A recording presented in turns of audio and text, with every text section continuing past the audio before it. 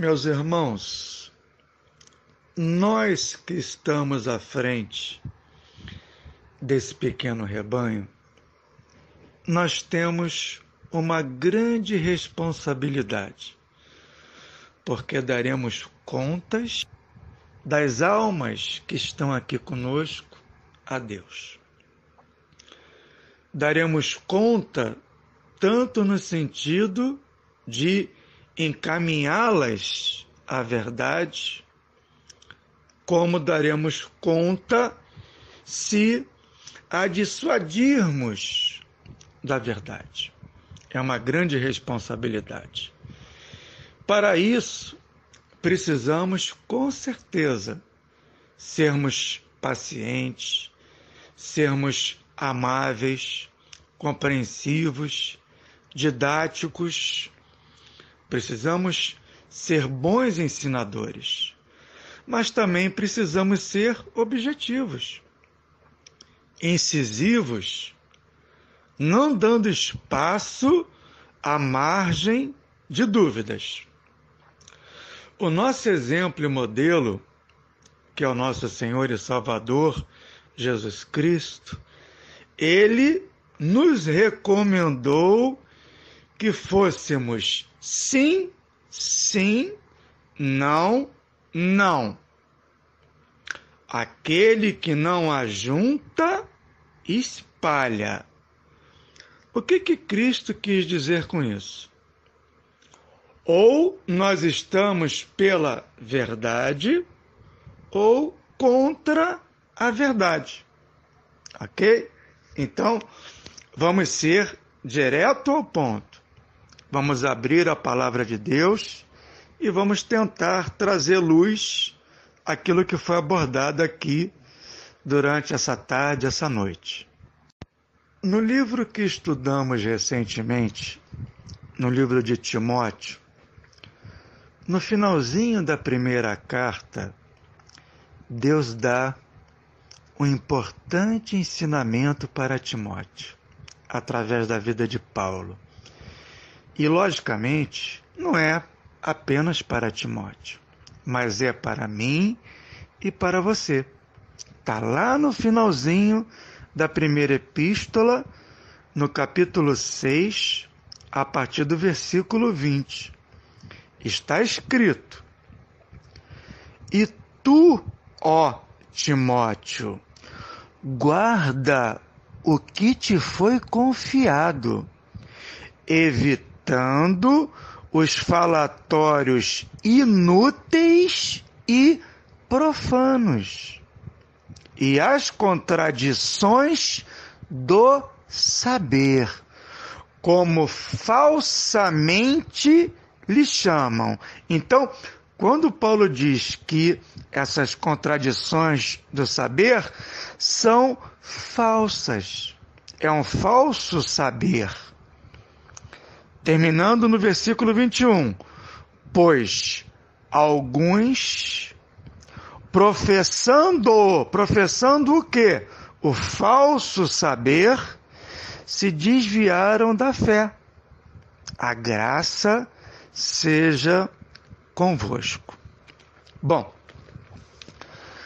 nós vimos hoje aqui uma contradição do saber, ok?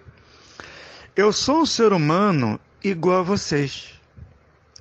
E eu não vou cair na esparrela de, sendo um ser finito, nós somos seres finitos, tentar explicar aqueles que são seres infinitos. Eu não vou ser ignorante a esse ponto, ok? A palavra de Deus, no livro de Deuteronômio 29, no versículo 29, diz o seguinte: as coisas encobertas pertencem ao Senhor nosso Deus, porém, as reveladas nos pertencem a nós e aos nossos filhos para sempre. Então, a natureza do Pai, a natureza do Filho, eu não tenho condições de explicá-la, porque são naturezas infinitas. Como que eu, um ser finito, com uma mente finita, poderia tentar explicar aquilo que é infinito? Seria uma grande estupidez, não é verdade? Bom, porém, Deus nos dá alçada para explicar aquilo que foi revelado, ok? E entre as muitas doutrinas satânicas que Satanás criou até hoje, e isso certamente nos foi revelado, além do trinitarianismo, estudamos há pouco tempo o trinitarianismo, né? O nosso irmão Natanael me pareceu que ficou incomodado quando explicamos aquilo que nos foi revelado. Quando eu digo nos foi revelado, não a mim, mas a todos aqueles que estão na verdade presente. E o que nos foi revelado? Que a Trindade é uma doutrina satânica. E já explicamos, através dos áudios que estamos postando, biblicamente falando, por que é uma doutrina satânica. Porém, tão satânica quanto a doutrina da Trindade, ou do trinitarianismo, é a doutrina do unicismo. A Bíblia diz que tudo coopera para o bem daqueles que amam a Deus. Eu acredito que nós aqui amamos a Deus e esse debate, essas dúvidas, vão servir para o nosso bem.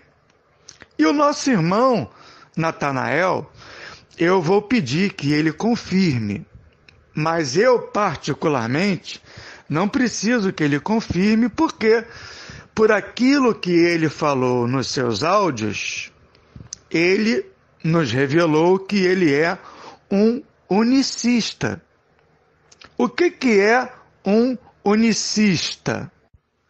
Basicamente falando, o que é a doutrina unicista?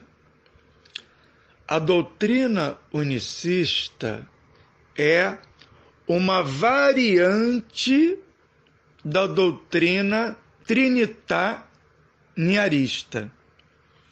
Ou seja, enquanto a doutrina da Trindade crê que existem três deuses distintos, a doutrina unicista crê que existem três deuses no único Deus. O que significa isso, irmão Fernandes? Diga de maneira clara o que significa isso. Significa que o céu é um teatro. Na doutrina unicista, o céu é um teatro. Deus vai lá para os bastidores desse teatro chamado céu. Aí, uma hora ele se apresenta como Pai, ok? Aí ele volta lá para dentro dos bastidores do teatro chamado céu, segundo a doutrina unicista, ok? Segundo o que eles creem. Aí daqui a pouco ele aparece como filho. Aí ele volta lá para dentro dos bastidores do teatro chamado céu e daqui a pouco ele aparece como Espírito Santo. Então, quando se fala do filho, na Bíblia, é um teatro, não é o filho, é o pai. Quando é a presença de Deus ou Cristo em espírito dirigindo a sua igreja, não é a presença de Cristo ou seu espírito, mas o Pai. Então, é isso que crê a doutrina unicista. E ela usa alguns versículos básicos para sustentar essa doutrina. Como, por exemplo, como está lá em Isaías 9:6, que diz que Cristo é o Pai da eternidade. Meus irmãos, o próprio tempo foi criado por Deus, ok? Deus não está limitado pelo tempo como eu e você. Deus, Cristo, eles são atemporais. E se tudo foi criado através de Cristo, e sem Cristo nada foi criado, quem criou a eternidade? Foi Cristo.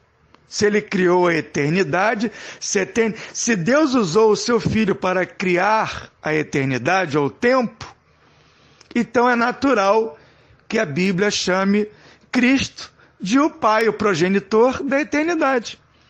No Evangelho de João, logo no primeiro capítulo, no versículo 3, exemplifica isso de maneira clara. Está escrito: todas as coisas foram feitas por intermédio dele. Dele quem? Cristo.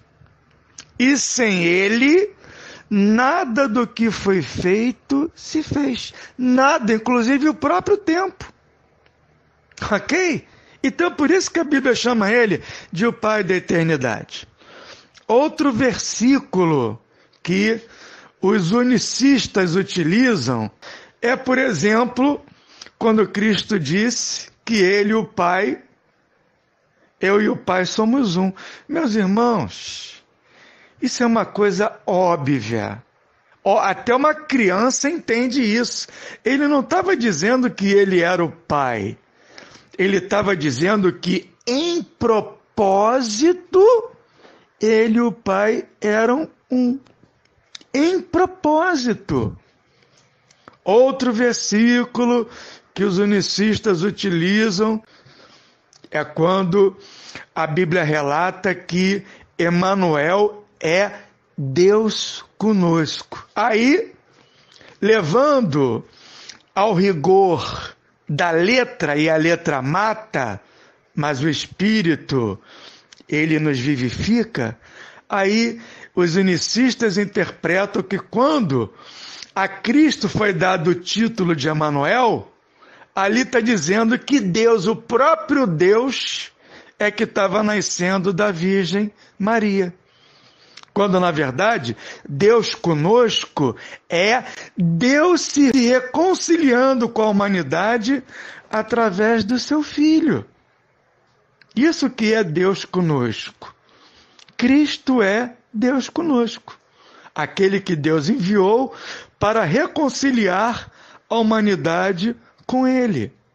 Então, os unicistas, eles creem de maneira deturpada nas passagens bíblicas e, infelizmente, acreditam que lá no céu foi a primeira Hollywood, foi o primeiro teatro criado na eternidade, porque Deus se apresenta de uma hora como Deus se apresenta numa outra hora como Jesus, Deus se apresenta numa outra hora como Espírito Santo. Ou seja, isso é uma doutrina completamente satânica. E eu nem preciso repetir os versículos que os nossos irmãos utilizaram. Nosso irmão Jorge, nosso irmão Marivaldo, nosso irmão Anderson, mostrando através desses versículos que, obviamente, Cristo não é o Pai. Cristo é o Filho de Deus. E existe um grande perigo em tudo isso, meus irmãos. Um grande perigo, que é o que eu vou falar para vocês agora. A palavra de Deus, na primeira epístola de João, no capítulo 4, nos revela uma ação demoníaca, satânica, nos últimos dias, que era justamente negar que Cristo veio da parte de Deus, sendo seu Filho.